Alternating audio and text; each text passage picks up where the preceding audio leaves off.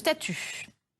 Dans l'actualité également, la colère des usagers du rail et des élus de Dordives dans le Loiret. Le nombre de dessertes ferroviaires va être très fortement revu à la baisse. Il y a quelques semaines, nous vous parlions de l'importance d'une desserte ferroviaire pour les villes à proximité de la région parisienne. La gare de Dordives avait même entrepris des travaux d'allongement des quais pour accueillir des trains plus longs. Finalement, le nombre de dessertes pour l'année prochaine n'est plus celui espéré. Julien Bernier, Vincent Laugereau.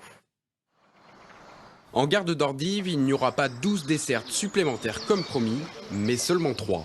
14h20, 23h20 au départ de Paris et un train à 20h depuis Montargis. Des horaires inadaptés pour les salariés.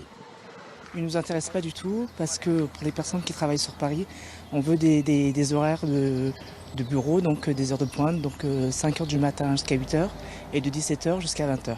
Ce que j'attends, c'est d'avoir plus de trains pour aller bosser, pour aller penser sereinement, pouvoir partir et rentrer facilement chez moi, sans être obligé de prendre la voiture pour aller chercher le train ailleurs. 3 arrêts sur 12, c'est loin de ce qui était inscrit dans la convention signée entre la SNCF et les collectivités.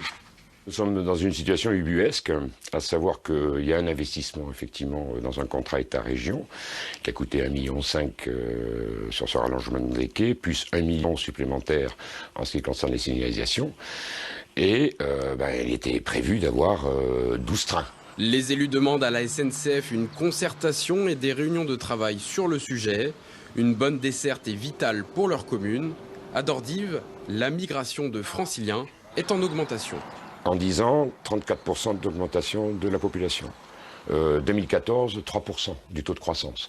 Donc ça veut dire que ça bouge. Et il n'y a pas que chez nous, dans les villes avoisinantes.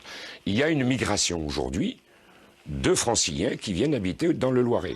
Les élus s'inquiètent également à propos de la prochaine phase des travaux. L'allongement des quais de la gare de Fontenay-sur-Loing aura-t-il lieu? Pour combien de dessertes supplémentaires?